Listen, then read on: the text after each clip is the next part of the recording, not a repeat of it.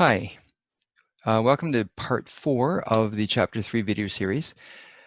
I'm now going to take a look at the same scenarios that we looked at, but now I'm going to take it from the specific example of Sam renting a banquet hall to a more general form.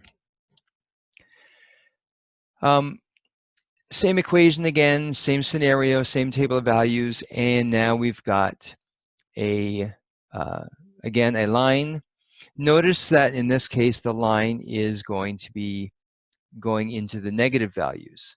What we're doing here now is I'm going to be changing from the specific of cost and number of people, a number of guests. I'm going to be generalizing that the dependent variable of cost is going to be represented by y, and I'll put y here to label this axis, the vertical axis here. And I'm going to be generalizing the number of people, the independent variable of n. I'm going to be labeling that as x, and I'll label the independent axis as x. And so, of course, everything else stays exactly the same as it was. We've got the initial value of 250. That initial value is going to be the same here. Now, this initial value, when we talk about it in terms of this, the general form of y equals 250 plus 20x, we look at that and we say, well, this, that value is actually right here. That 250 is right here, right on the y-axis.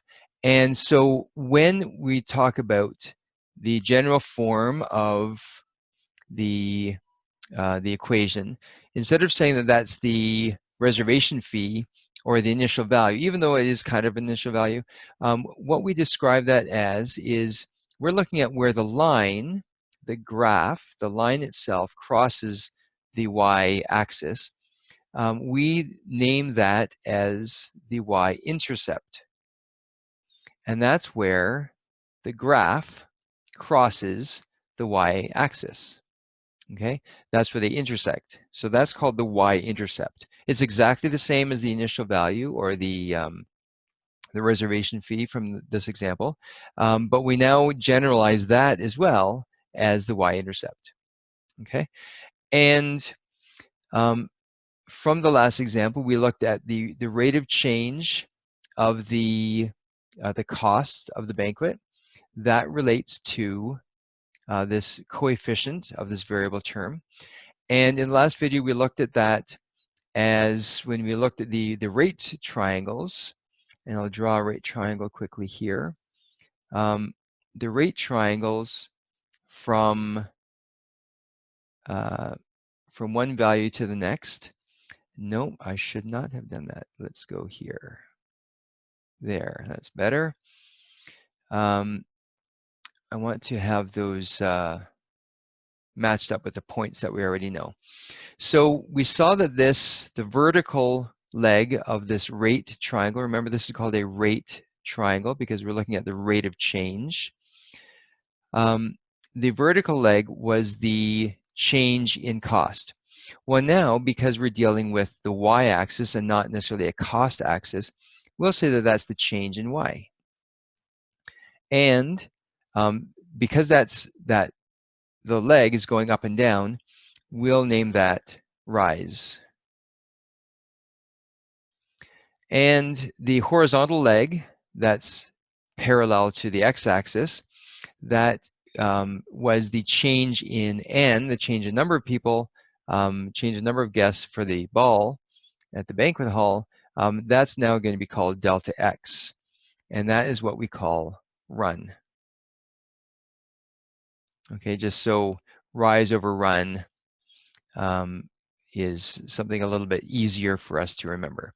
So the rate of change for the total cost is now considered slope, because we're talking about the slope of the line that we see on the graph, and we can describe slope as rise over run.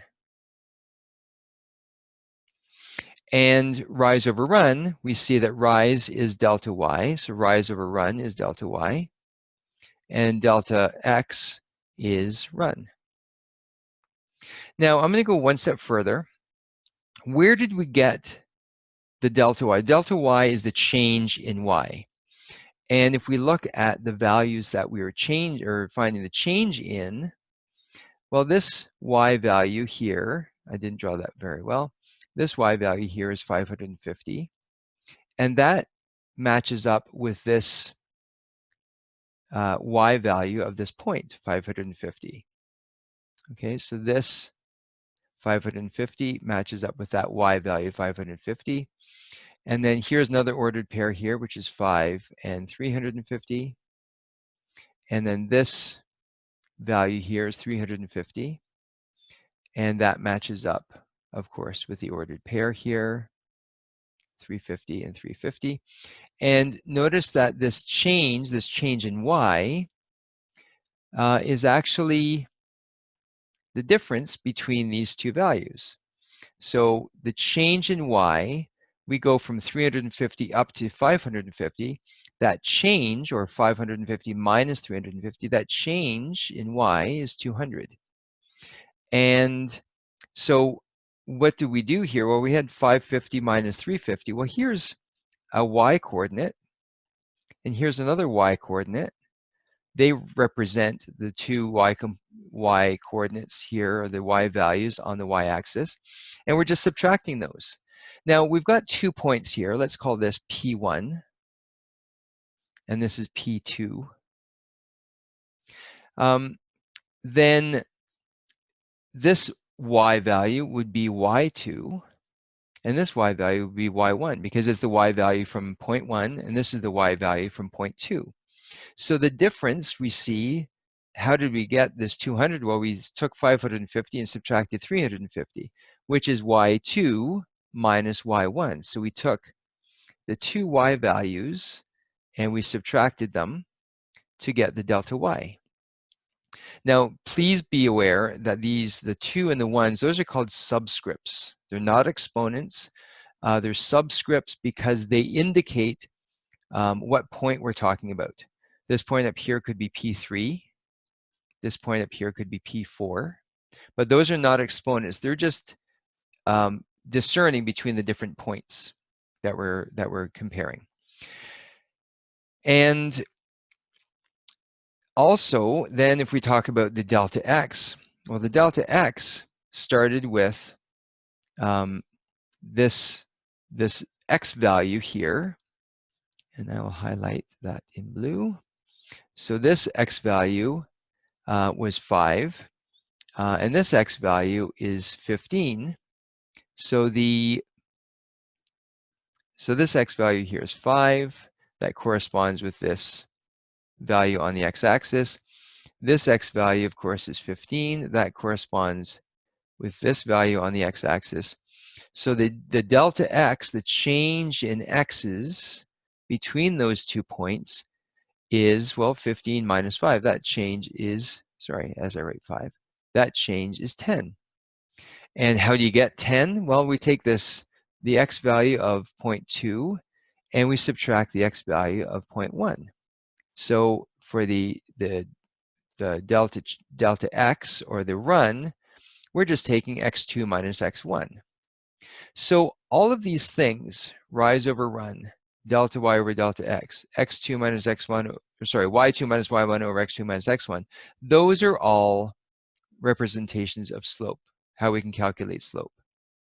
Okay, and so, and slope, we use the letter m for slope, and the slope is, I believe it comes from the word monter in French.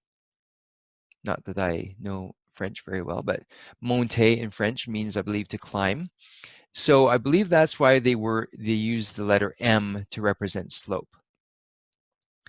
And so if we have a graph, we can draw the rate triangle and count out the rise over run, keeping in mind the scale on the axes. We can't just count boxes, because if we just counted boxes, we'd have 1, 2, 3, 4, 5, 6, 7, 8, 9, 10 boxes.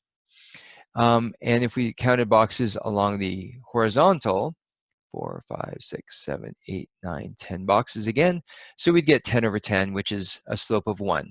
But we know the slope, or the rate of change, in this case is 20, because we have the 550 minus 350, which is 200 from the delta y, and 15 minus 5, which is 10 from the run, and that gives us a rate of change of 20. So we know the rate of change is not 1, so we can't just count the boxes. We have to take into account the values on the scales, the scale of the y-axis and the scale of the x-axis, and that will help us set up the values for the rate of change. So if you have a line, you can draw the rate of change and just use the scales, the values, the differences in the scales from the start of the triangle to the end of the triangle. And that's one way we can find the slope of this line. Then that rise and run are equivalent to delta y, the change in y, over the change in x. And to calculate the change in y, we take y2 minus y1, so the value of the y coordinate of one point, and we subtract the y coordinate of the other point, and over the change in x, the delta x, which is the run, which is x2 minus x1, which is the change between the x value of one point and the x value of the other point. So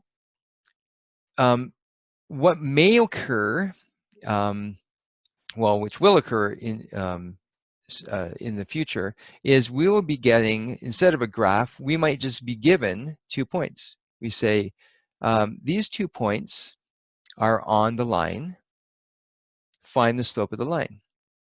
Well, so yeah, so we can just subtract 550 minus 350 and divide by 15 minus 5, and that will give us 200 over 10, which gives us 20. But if we just have points, and they may not be written top and bottom like this, they may be written in one sentence. What if you were to say, okay, well, 350 is the first value that I saw here in this description, 550 is the second description, the second value, and 5 is the first x value, and 15 is the second x value.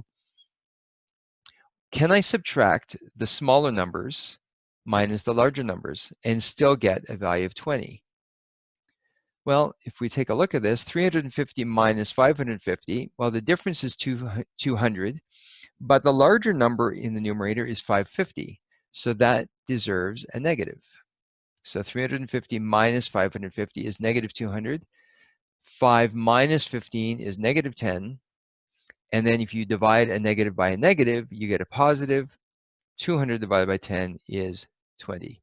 So we end up getting the same value whether we subtract the smaller numbers from the larger numbers or the larger numbers from the smaller numbers. The only thing that's most important, though, is that we've got here, let's just say this is y1 and this is y2. We have to make sure that this first value of x is from the same ordered pair. So this is from the same ordered pair. And this x value is from the same ordered pair of that y value. As long as that's true, then we're good to go. Here we see 550 over 15, that comes from this ordered pair, and 350 minus 5 comes from this ordered pair over here. Okay, so as long as that's correct, then we've got no problem at all. Okay, so that concludes video 4 of this chapter 3 material. I think I actually even delved into a little bit further along in into further units, farther along in the course, but a little bit of extra information never hurt anybody, does it? Okay, well, thank you very much for watching, and we will see you in the next video.